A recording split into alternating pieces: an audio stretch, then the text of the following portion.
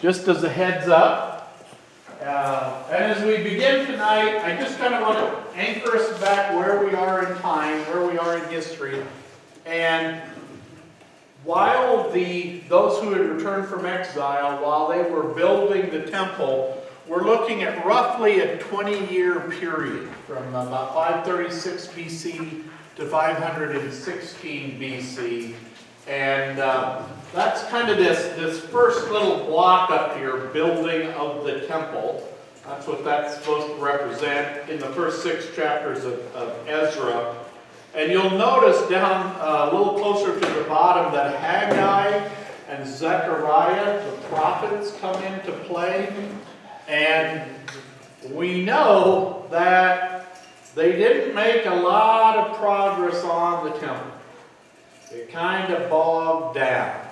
And so God sends Haggai and a little later Zechariah to kind of say, okay, folks, enough is enough, get off your butts and get busy. Well, we're gonna kind of read about that part of the story in Ezra tonight, and there'll be a couple challenges for us. They don't need to put us off or anything, but there are a couple of challenges there, and we'll talk about that. And then I don't know that we'll get there to it tonight, but I think next week, I think we will have gotten far enough in Ezra. I want to just go ahead and we're going to jump over to Haggai.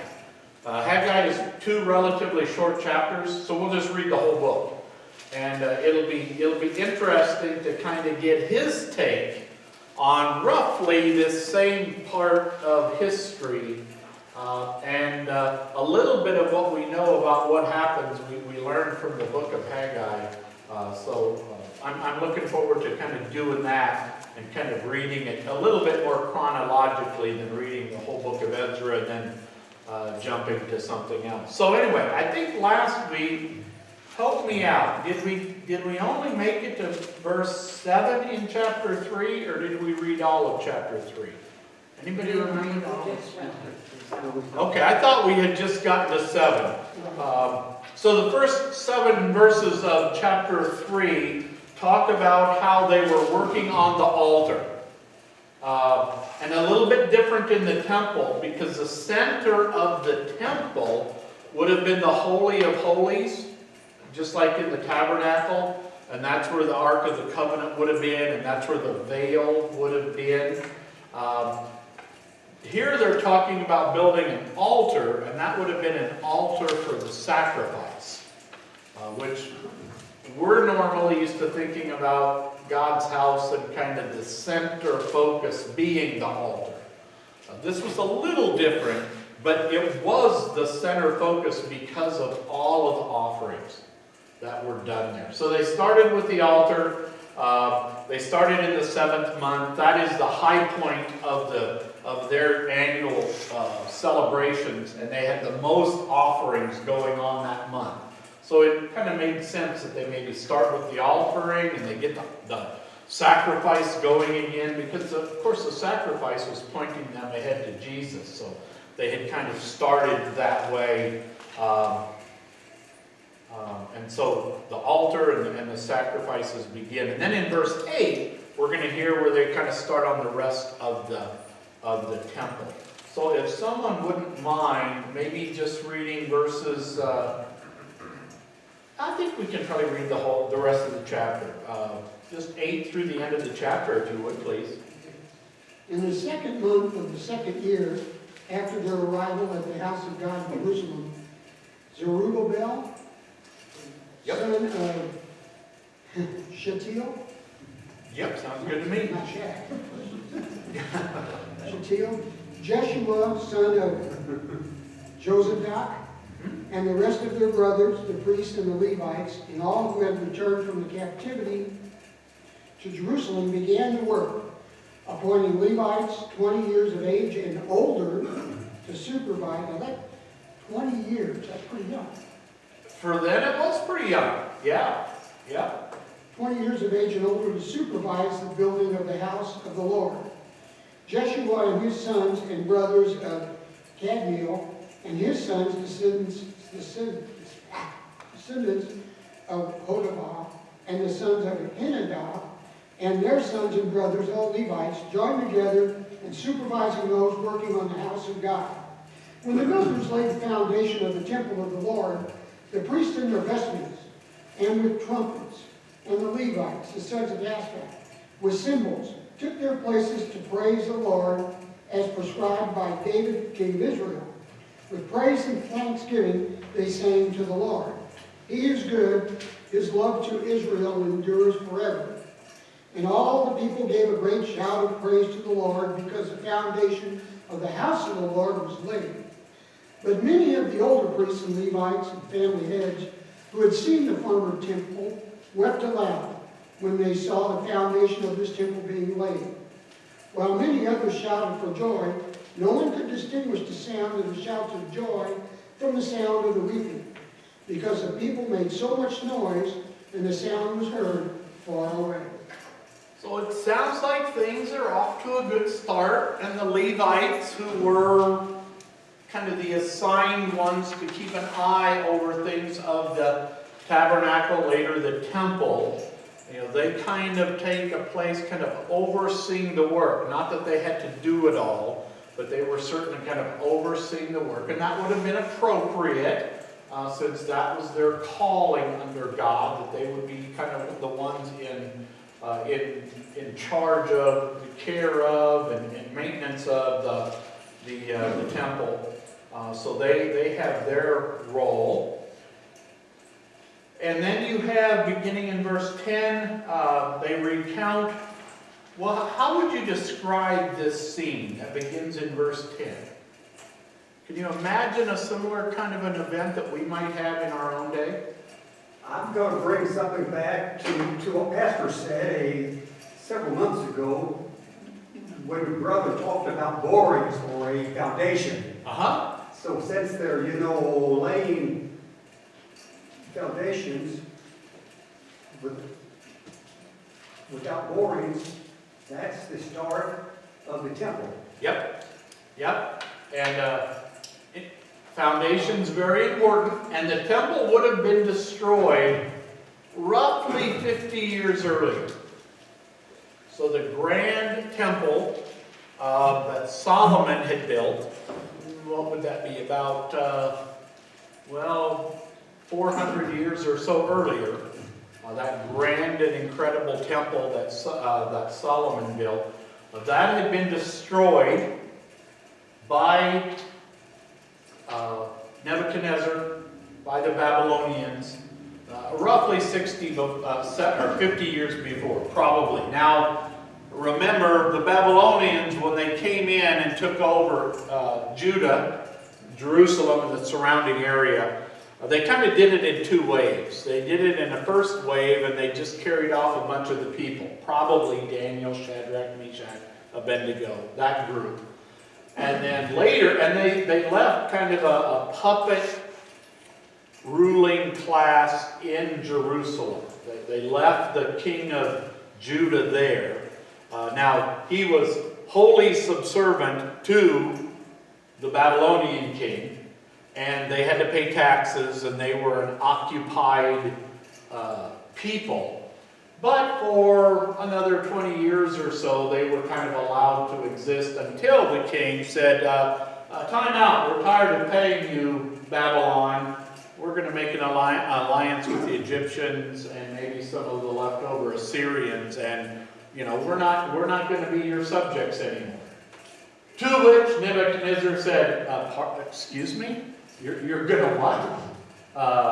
And then here he came and all of his forces, and they not only destroyed the city, but they destroyed the temple, and they hauled the rest of them off into captivity. So the exiles in Babylon kind of went in two waves, separated by some 20 years or so. And that may have been when the clock started for the 70 year before they would return and begin rebuilding. So when it says that some of the people remembered, we probably only have to imagine people that were in their 70s or 80s, but getting up there in age. But we are told that there were a few folks around that remembered the old temple. Probably not a lot, but there were certainly some. So did they cry because it wasn't like the old temple? You ask a great question, because the Bible doesn't necessarily tell us exactly what the motivation was behind their tears. But at this event, where they're beginning to lay the foundation, you almost get a sense, don't you, of a groundbreaking? If you've ever seen a groundbreaking for a new church or a new school built onto a church or something like that, it's very common to do a groundbreaking, and many times you'll have area pastors. By the way, Pastor Brandt, did any of you know him? Okay, I wasn't sure if he had ever gotten up here much. Most recently, he and his family have been in Alton. He's retired. He passed away just a day or two ago, I think. Cancer kind of came and got him pretty quick. So his funeral will be in a couple days. If you knew of him, I wanted to mention that. But you can almost imagine the scene there with, everyone standing there, the dignitaries, and maybe even the priest in his robes, and they turn a shovel of dirt or something like that. Kind of a groundbreaking. It's kind of an exciting event. There's great joy. It's kind of a celebratory scene, and I think that's kind of the scene that they're describing in verses 10 and what follows. They even make reference then of praising and giving thanks, for he is good and his steadfast love endures forever. Probably may very well be that that's kind of a common refrain in like Psalm 136, I believe it is. So chances are they sang more than that, but Ezra just recorded a little snippet of that just to give us a taste for the kind of worship and praise that was going on. And then there are many of the priests who had seen the first house wept. So why? We kind of have to maybe guess, or we have to maybe try to figure out what was the cause of the weeping. Joy, tears of joy, maybe.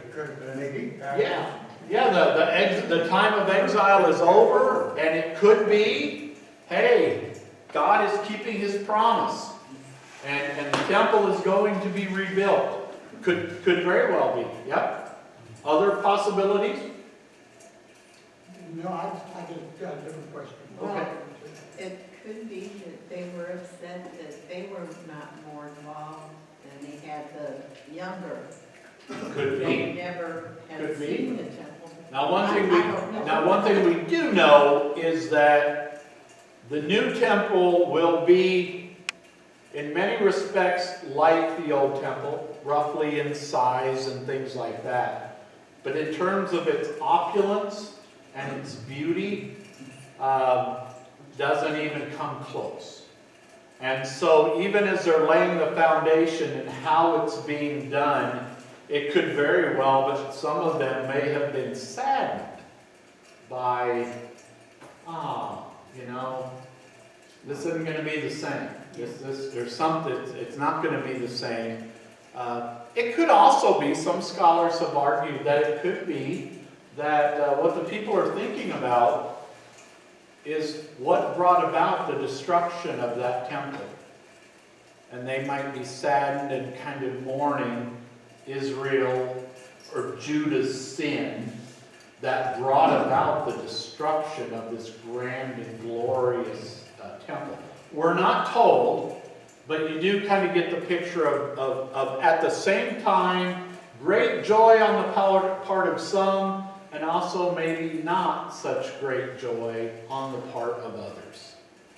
So it may not have been a completely joyous thing for everyone. And I think maybe it's kind of a nice reminder that often that's kind of how things are. Yeah. The study Bible says, assume that the second temple followed the original floor plan, but funds were limited, craftsmanship was compromised, and its glory was in the first century. Yeah. It was not as great as the other one. That's Yeah. why And just think about it. I don't know that I can think of a good analogy right off the top of my head, but You know, if you were sent back to someplace in Europe that had been devastated by one of the world wars, and now you're going to begin to rebuild that.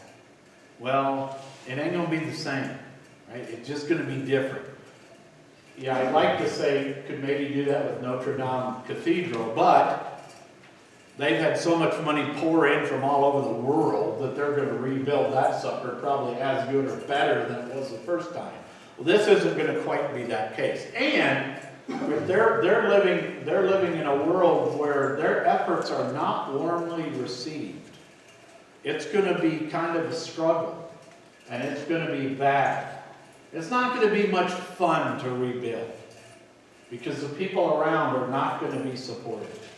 You've got a small little group that is trying to build this great temple, and there is not great joy about it. It's not a welcomed thing by everyone. So now you can imagine the difference when Solomon's temple was built. Israel is its own nation state. They're at about the peak of their size and everything else. Solomon in all his glory and everything else. You know, this is a much different situation.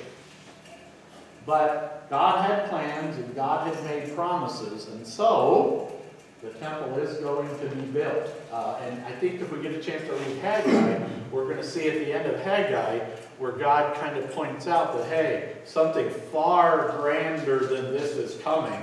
This is just leading us up to that. And we know, of course, that's going to be Jesus. I've, read in several places where that part of the world now is, subject to seeing earthquakes. And many temples and the walls of Jericho probably fell down because of a poor foundation. And earthquake hit, liquefaction set in or something. Yeah. Well, and we're told that when the Babylonians destroyed it, they did not leave one stone on top of another. So this is totally wiping it out. And in the ancient world, you didn't have track hoes. So you didn't re-excavate down to bedrock. You came in and you pretty much leveled things off and you started building on top. So when you excavate over there, you've got to go through layer after layer after layer after layer to get down to, some of the original buildings. So all of that was kind of going on. So both a joyous and maybe a somewhat sad moment all at once. Yeah, Bill? Yeah, I got a question. Yep. On the rebuilding of the temple. It goes through here and it lists everybody who, there had to be somebody who was in charge to make final decisions. Otherwise they'd have a lot of arguments. But it never mentions that. Although they do have a pattern. Right? They do have a pattern. They don't have to hire an architect because they do have the pattern of the original temple. So they try to build off of that? And they do have the instructions that God had given for the temple. And that's why we think it probably largely looked, in many respects, like the original temple, but not quite as opulent. Well, Solomon had more money. Yeah. Well, and just a total different situation. When Solomon built it, they were it. Well, now they're just a little band of kind of refugees. They always refer to Solomon's temple. Mm-hmm. Yep. David wanted to build it, and God said, nope. I know you want to, but nope. And it is kind of interesting that David once lamented. He looked at the tabernacle and said, what's wrong with this picture? I'm living in this palace, and God is still inhabiting this tabernacle, this portable place.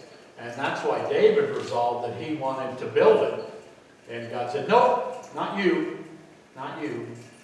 Your son perhaps, but not you. And so it would wait for King Solomon to build it. It's interesting, David, and Saul before him, and David, and they've kind of taken care of themselves, but God's house, hadn't gotten maybe the attention. But it's interesting because we're going to find out one of the problems with rebuilding the temple, and we're going to learn this more from Haggai than we do from Ezra. one of the problems is the people were real busy taking care of their own homes.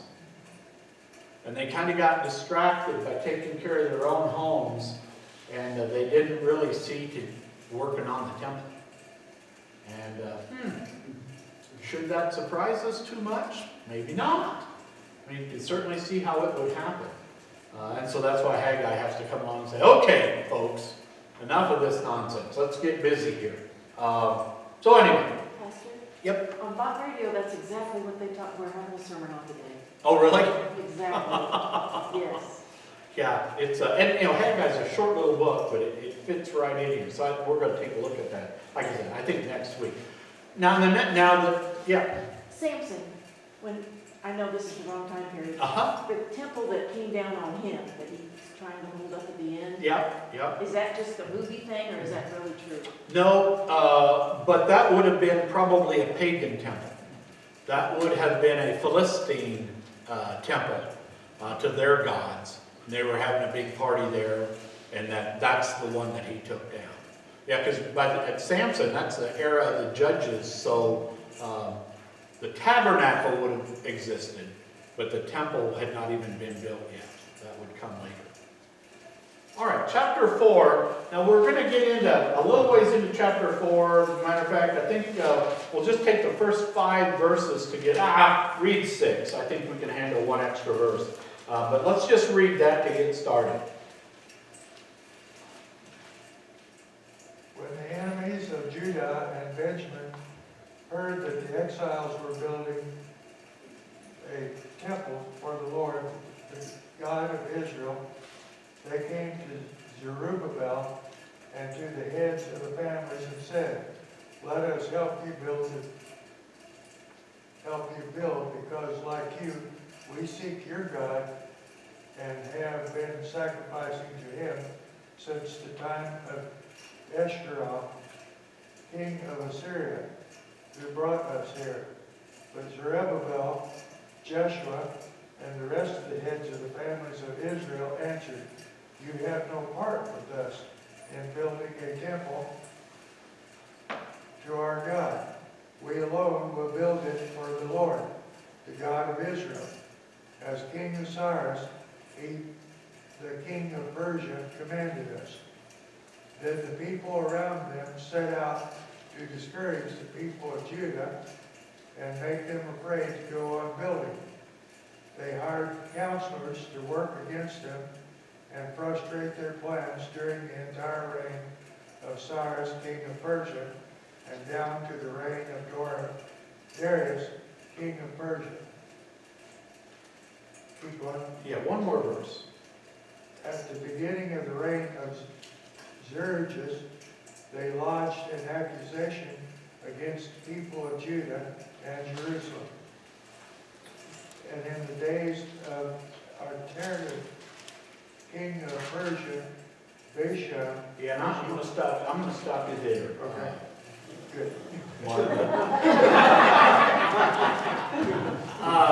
This is where things start to get a little weird, because as they're starting to build, there are some, well, we're just going to call them locals, that they come in and they want to do what? Help assist.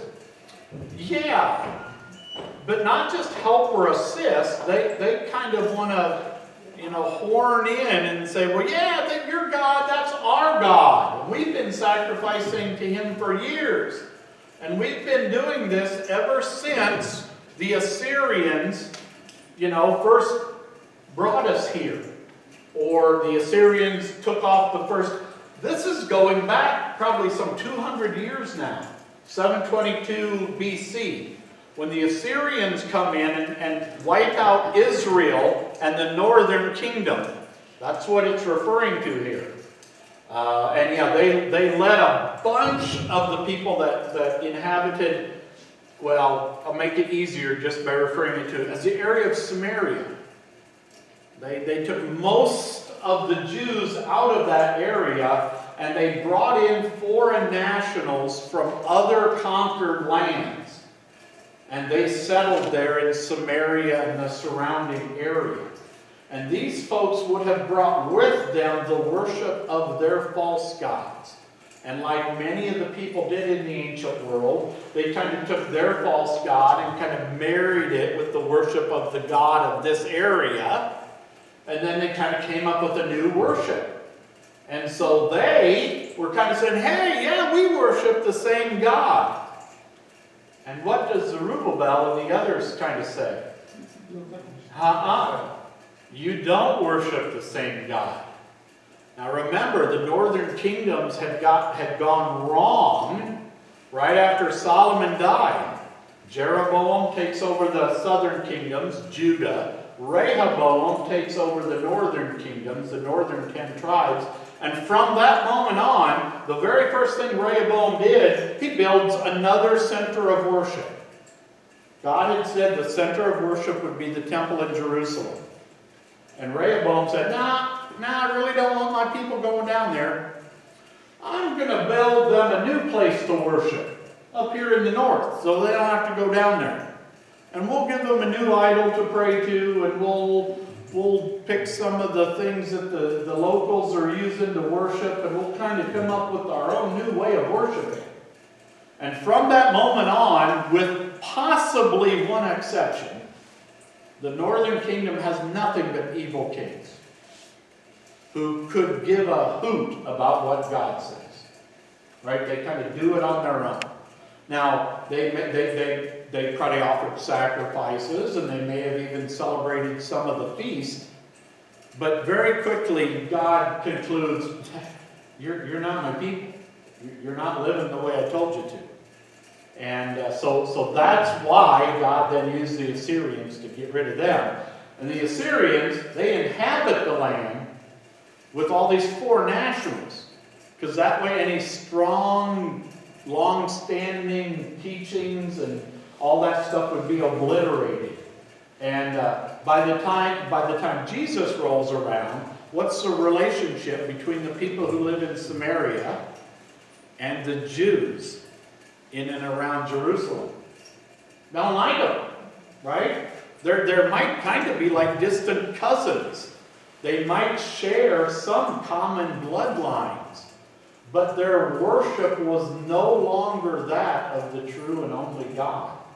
And so wisely, Zerubbabel and the others say, no, we're going to do it, and we're going to continue to worship God, and we're going to listen to His word without a lot of the baggage and garbage that you guys would inevitably want to bring in.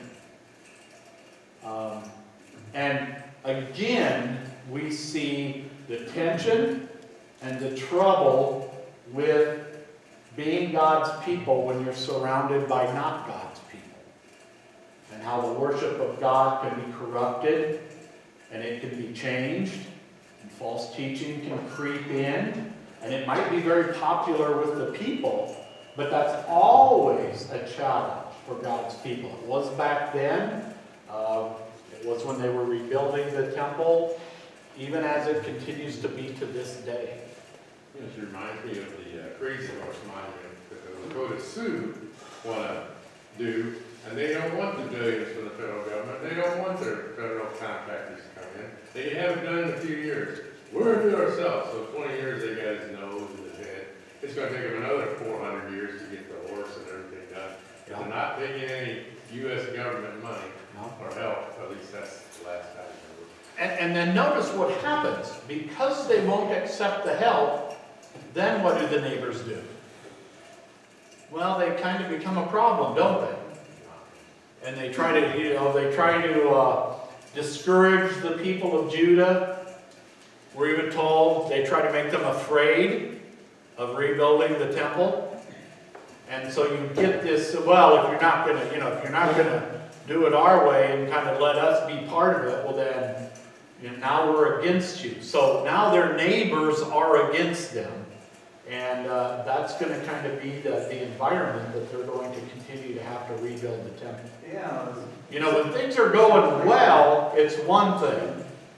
It's when some people hang around and make it hard, that makes it real difficult to kind of continue. Yeah. Verse 6 there sounds to me like people's trying to stop them with a suit and court. Yeah, well, and yeah, that's kind of what happens. In that time. And beginning in verse 6, I think it's beginning in verse 6, the rest of chapter 4, 5, and 6 are all written in Aramaic. Up until this point, Ezra has been written in Hebrew. But from here on, it's written in Aramaic. And that would have been the official government language of the day. And so you get a sense that, yeah, now they're going to court. You know, we tried to stop them. They may have tried to derail them. They may have tried to threaten them. But you know what? We gotta take this to the courts. An injunction now. And then, yeah, and you're actually gonna read where that's kind of effectively what happens. Now this is where things get a little bit goofy. We talked about it a little bit. Some of the names show up. But if I could direct your attention to this little timeline. So they're giving the people grief during the entire reign of Cyrus. And then they jump to Darius. Well, there's a couple of other Persian rulers sandwiched in between there that aren't even mentioned. But we jump all the way to Darius. And then in verse 7, we jump all the way past Xerxes to Artaxerxes. Well, this is now way down the road. This is way after the temple is rebuilt. And so that might kind of make us scratch our heads a little bit. So if some of the names aren't quite adding up and it seems like, but wait, I thought Cyrus, and then what about these other kings? This is kind of unusual. What happens beginning in verse 6 and onward is kind of unusual. And at least in the study Bible, they title this next section, The Letter to King Artaxerxes. Well, that's way out here. Right? By that time, the temple's done. So this seems weird. This seems like kind of an unusual thing. We'll come back to that. But let's go ahead and read on if someone is willing. There are a few names in here. Maybe follow along with me, if you guys don't mind. Verse 7. In the days of Artaxerxes, Bilshalom and Mithridath and Tabeel and the rest of their associates wrote to Artaxerxes, king of Persia. The letter was written in Aramaic and translated. Raham, the commander, and Shimshai, the scribe, wrote a letter against Jerusalem to Artaxerxes the king as follows. Raham, the commander, Shimshai, the scribe, and the rest of their associates, the judges, the governors, the officials, the Persians, the men of Erech, the Babylonians, the men of Susa, that is, the Elamites, and the rest of the nations, whom the great and noble Osnaphar deported and settled in the cities of Samaria and in the rest of the province beyond the river. That's probably a reference to the Assyrians and some of the foreign nationals that they had brought to settle the area outside of Jerusalem, the area later known as Samaria. But that's probably what the reference is to. Verse 11, this is a copy of the letter they sent. To Artaxerxes the king, your servants, the men of the province beyond the river, beyond the Euphrates, send greetings. And now be it known to the king that the Jews who came up from you to us have gone to Jerusalem. They are rebuilding that rebellious and wicked city. They are finishing the walls and repairing the foundations. Now be it known to the king that if this city is rebuilt and the walls finished, they will not pay tribute, custom or toll, and the royal revenue will be impaired. Ooh. Gonna get them where it hurts, right? Now because we eat the salt of the palace, and it is not fitting for us to witness the king's dishonor. Oh, brother. Right? This is how it used to always crack me up when you'd listen to Congress. Well, with all due respect to my great, colleague from the state of whoever, who I really can't stand, and wouldn't take a leak on him if he was on fire. But they talked, oh yeah, great, great statesman, and you're full of compliments and all that kind of stuff. Therefore we send and inform the king, in order that search may be made in the book of the records of your fathers. You will find in the book of the records and learn that this city is a rebellious city, hurtful to kings and provinces, and that sedition is stirred up in it from of old. That is why this city was laid waste. We make known to the king that if the city is rebuilt and its walls finished, you will then have no possession in the province beyond the river. Aren't these good citizens? Looking out for the king. Well, or looking for a way to derail what's happening there. It almost sounds like more the rebuilding of the city. Now, Ezra really hasn't told us much about the rebuilding of the city yet. He really concerned himself only with the temple. So this whole thing is a little odd. It looks a little out of place. And we'll have to grapple with that a little bit. So then, verse 17. If someone wouldn't mind, you saw how I butchered the names, so maybe you'll be bold enough to give it a try. Start in 17, and I think we'll just go ahead and read through the end of the chapter. The king sent this reply to Rehum, the commanding officer, Shimshai, the secretary, and the rest of their associates living in Samaria and elsewhere in Trans-Euphrates. Greetings. The letter you sent us has been read and translated in my presence. I issued an order and a search was made, and it was found that this city has a long history of revolt against kings and has been a place of rebellion and sedition. Jerusalem has had powerful kings ruling over the whole of Trans-Euphrates, and taxes, tribute, and duty were paid to them. Now issue an order to these men to stop work, so that this city will not be rebuilt until I so order. Be careful not to neglect this matter. Why let this threat grow to the detriment of the royal interests? As soon as the copy of the letter of King Artaxerxes was read to Rehum and Shimshai, the secretary, and their associates, they went immediately to the Jews in Jerusalem and compelled them by force to stop. Thus the work on the house of God in Jerusalem came to a standstill until the second year of the reign of Darius, king of Persia. Now, wait a minute. Darius, king of Persia, was way before Artaxerxes. So something weird is going on here. Now, we could talk about all the theories, and we could talk about ancient literature and all that kind of stuff. But remember, at this point in time, when the rebuilding of the temple is going on, Ezra is not in Judah. Ezra is still in Babylon. Ezra will come later, but as of right now, he is not there. And probably the best way to understand this is if you, beginning in verse 7, all the way through verse 23, it's almost as if Ezra is using something that would happen in the future, right? This letter to Artaxerxes, which he would have had knowledge of and could have seen and even copied because he was still living in Babylon.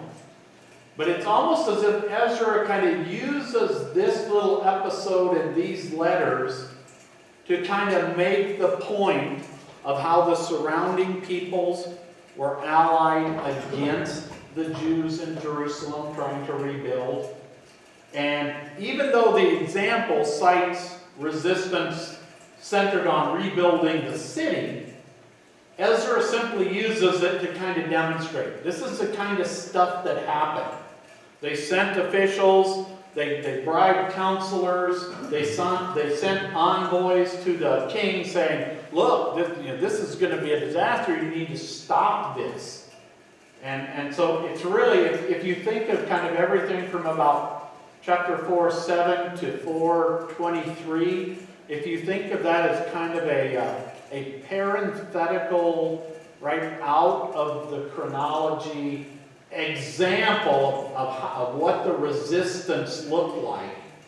And then in verse 24, we go back to the time when they're still focused on the temple and Darius is still king. It's probably the easiest way to understand what Ezra did. That's not uncommon in ancient literature. It's not uncommon with the way Ezra would have had access to official government records. And so that's probably the best and easiest way to kind of understand it. So are we still far off from, when the Greeks start, showing up? Mm-hmm. Okay. Yep. How far off are we? We're still a little ways. We're probably, 100 years? we're really kind of in the early 500s. It'll be closer to 300 before the Greeks come up. So yeah, we're still a little ways away from that. So if the whole letter seemed a little out of place and you were getting thrown by the chronology, good job, you were paying attention. But I think there's really a pretty easy example of how to do this, right? Ezra's telling a story about how hard it was and how the surrounding people were kind of rallying against them. And then he goes, for example, one time these guys all wrote a letter. And then this is the letter that the king wrote back. So you can kind of imagine how hard it was to build. And so it kind of explains it. And then he goes back to Darius and he goes, okay, we're in the second year. And, now we're building. You know why she did it? She wanted to show the first cease and desist letter that ever was written. Well, yes, and you can imagine there may well have been many of these. But he also, the Trans-Euphrates, right? That's the whole, what we would now consider the Holy Lands, that whole area. And you can well imagine that maybe the governor in charge of this area, he may have told, look, don't do this. And then maybe, that didn't do it, so they had to do this. This is like the letter to the Supreme Court. So this would be like somebody telling the story of some, mask mandate thing and telling the story about how things are going to heck, and then sometime the case finally made it to the Supreme Court, and the Supreme Court ruled that no, you couldn't do this, and then we go back to, and this is how things then went on from there. So it's not that unusual, but it can be very confusing. A couple of weeks ago, when I was starting to prepare for this, when I came to this, I went, what? Hell? And that's where I found this timeline, which proved to be very helpful to me.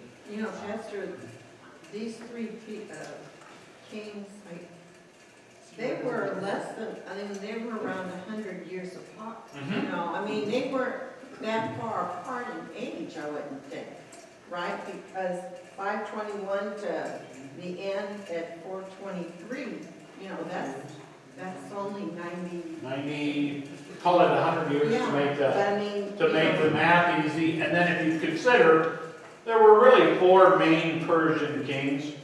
These two guys here in between, bit players. So roughly 100 years, roughly four main leaders. It's about 25 years each. That's quite a ways. That's quite a while. Gosh, how long was FDR in? 16 years? Right? He was back before term limits and all that stuff. Did he have 4 terms? He died in the first years. Okay, so not even. So yeah, they had pretty good runs, and that's why the reference to Artaxerxes. Now, there is another possible explanation, and it could be because these kings are not mentioned in the Bible. We believe they ruled. But what if one of their names was Artaxerxes? Right? Do they ever repeat names in the Bible? Oh boy, howdy, do they? Do we? Well, President Roosevelt. Which one? Right? You even have that little bit of that problem, even in our own relatively short history. So some scholars have argued that one of these two guys may have also gone by the name Artaxerxes, and that way this letter would not be out of whack. True, however, They weren't really rebuilding the city and the walls. So the references to that lead us to think it was referring to this guy, and that Ezra just kind of put it in there a little out of chronological order. It's nothing to concern your faith about. Jesus is still your Savior. But sometimes you run into challenges like that in some of these books. And the fact that they stay in Aramaic for a time, he's just kind of giving the background for what part of the struggle was at this time for the people. And certainly you kind of have the government aligned against them. Because even the king is saying, okay, stop, yes, what you say is true. The people that have lived here in the past have been troublemakers. And so they were trying to use anything they could. Anything they could. But that won't be, right, that won't be the end of the story, as we're going to find out. But this little episode, before we go back to the second year of the reign of Darius, it does result in at least one or example of one of the cease and desist orders that were given. Okay, well then let's read ahead, shall we? The next 5 verses in chapter 5.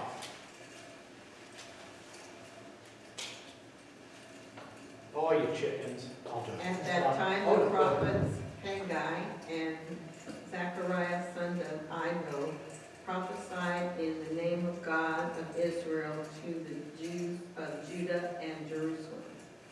Zerubbabel, son of Shealtiel, and Jeshua, son of Zophadad, respond by beginning the task to rebuilding the temple of God in Jerusalem. And the prophets of God were with them and helped them. But Hananiah, governor of the province west of the Euphrates, and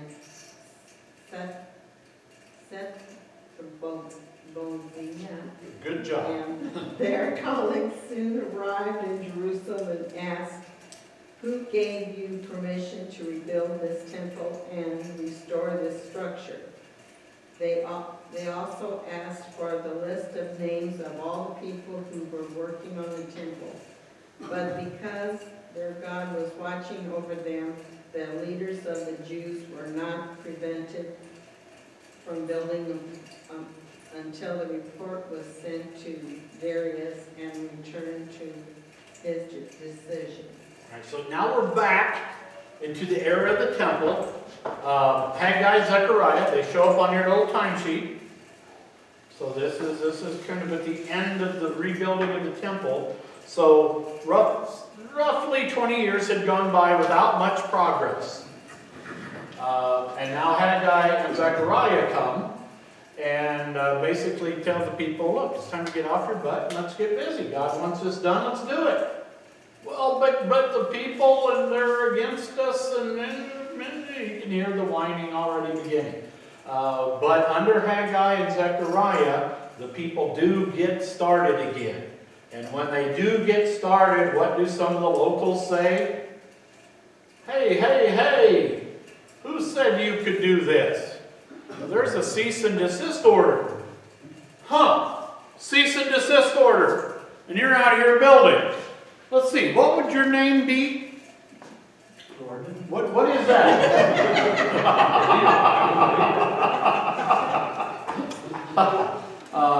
What is that move? What's that move to start? What's your name? What's probably going to happen? That's a threat, isn't it? By the way, the Persians, we're going to read it a little later, I think. The Persians, they had this way of saying, hey, if anybody doesn't follow my edict, we will impale them on posts and leave them to hang there till they die. So when you got the, who told you should be building? Wait a minute. Okay, who's working on this thing? You can imagine, right, a letter or somebody being dispatched to the king to say, hey, here are the ones that are doing it. and they're not supposed to, and they're breaking, your instructions, and, but what happens? Do they stop? Why not? Who enters the story? God via his prophets, but God.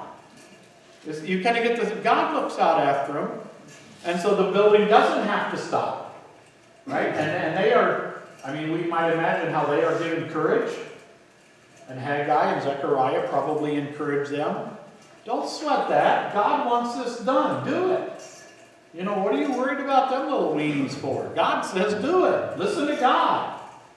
That's the one to pay attention to. And remember, that's kind of one of the lessons from this is no matter how it may look, God remains in charge. And God has a plan. And God has made promises connected to his people in and around Jerusalem.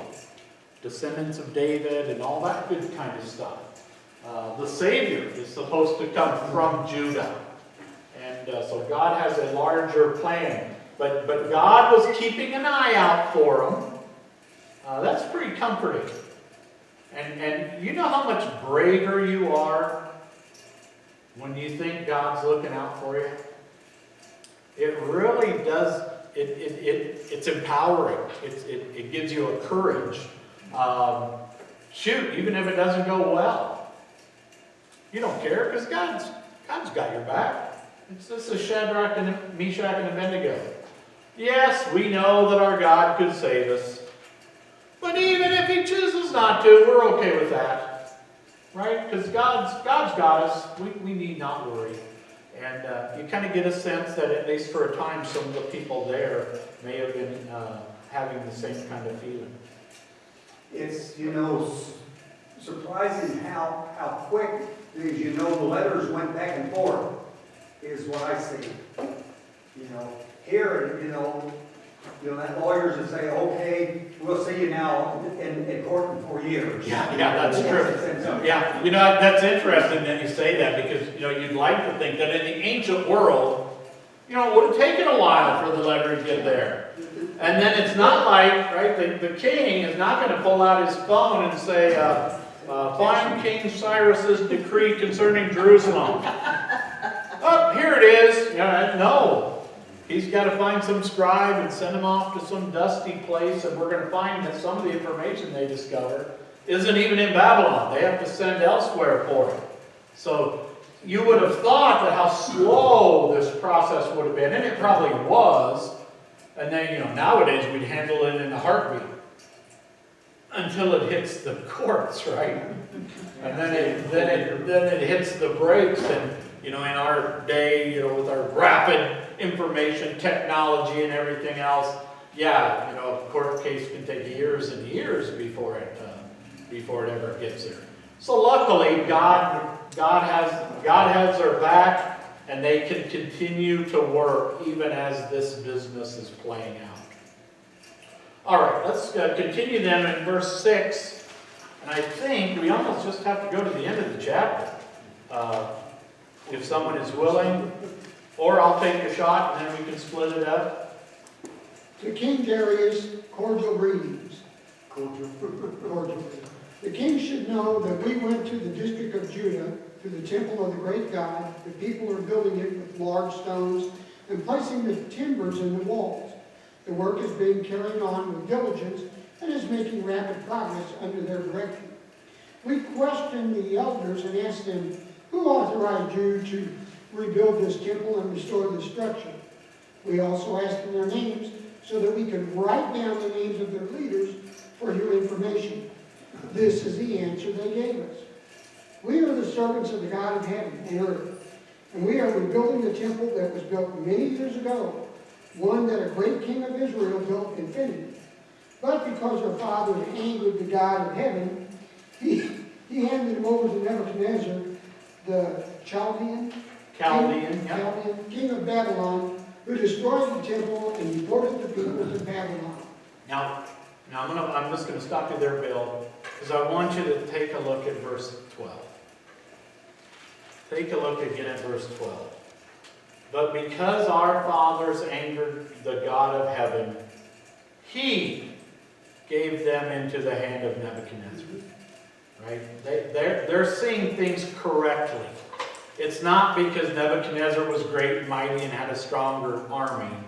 It's we messed up. Right? We abandoned God and His way. We angered God. And so God gave us into the hands of Nebuchadnezzar. These are people that see history correctly. They're not trying to make excuses as much as they're acknowledging that we blew it and this great temple was destroyed. Not to be lost in the middle of this kind of story. All right, Bill, if you would continue. However, in the first year of Cyrus, king of Babylon, King Cyrus issued a decree to rebuild the house of God. He even removed from the temple at Babylon the gold and silver articles of the house of God, which Nebuchadnezzar had taken from the temple in Jerusalem and brought to the temple in Babylon. Then King Cyrus gave them to a man named Sheshbazzar, whom he had appointed governor. And he told him, "Take these articles and go and deposit them in the temple in Jerusalem, and rebuild the house of God on its site." So this Sheshbazzar came and laid the foundations of the house of God in Jerusalem. From that day to the present, it has been under construction, but is not yet finished. Now, if it pleases the king, let a search be made in the royal archives of Babylon to see if King Cyrus did, in fact, issue a decree to rebuild the house of God in Jerusalem. Then let the king send us a decision in this matter. All right. So this is a letter to Darius. How does the letter strike you? Surprise you at all?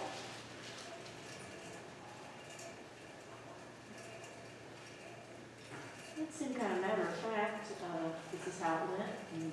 Yeah, I'll be a little critical of our current. I don't think this was written by the press of our day. Right? It was kind of even-handed. Hey, they're working here. They're making good progress. It's quite something. But, we were under the impression that it wasn't supposed to be being worked on. So we went and we talked to the people and said, what the heck? And they told us, and notice how fairly they recount the answer that apparently the Jews in Jerusalem had given. I mean, they kind of told the story, and it's fairly accurate. It doesn't seem like they're leaving a lot of pieces out, and you almost begin to get the sense that these may have been some reasonably conscientious public officials that weren't necessarily out to get them, but that were reporting to the king and desiring that what was done was the proper or right thing to be done. And you begin to wonder, wow, wonder if God could have a hand in this at all? Is this God using the governments of the earth and sinful, stupid people, but still to kind of accomplish what He desires to have accomplished? I think all too often, we fail to at least be open to the idea that through a whole lot of stuff that we don't understand and maybe don't approve of, that God may still be at work, accomplishing exactly what it is He wants to have accomplished. And that's one of the real lessons for us to possibly learn, I think, during this time. Yeah, Bob? That kind of reads to me like this, letter is, justification for a modification to the contract. Yeah. And people. Yeah, check, check on it. So King Darius, check on this. Is this right? Did Cyrus really say this? We hadn't heard this. We weren't part of that. Is all that true? So it's kind of an interesting thing. And in the meantime, right, the work is continuing. Because, and notice here, it does not say because these leaders were such nice guys, they went ahead and let the Jews continue working. It says God had regard for them and allowed them to keep working. So were they allowed to keep working because these were decent government officials? Or did God want them working so He provided decent government officials? Not holy, not believers. And God can use real bozos to accomplish his will. And that should give us Americans great